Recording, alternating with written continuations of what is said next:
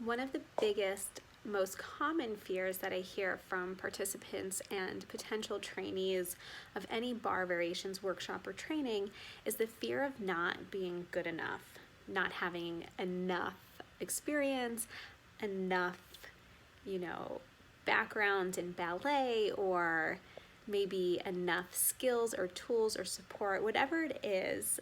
The common thread is not feeling enough.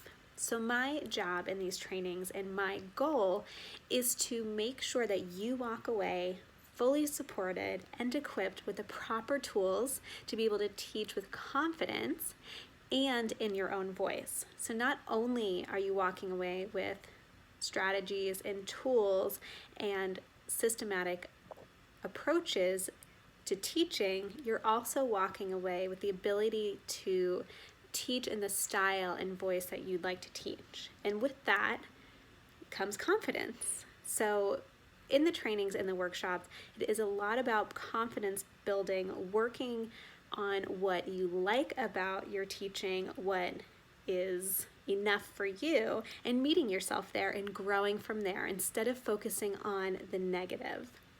I got a question the other day about someone not feeling relevant enough.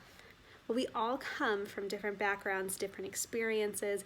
Sometimes we take time off, sometimes we're teaching more or less than we used to, and that can give us that little ego flare of feeling like we're not going to be the way we used to be. And that's okay.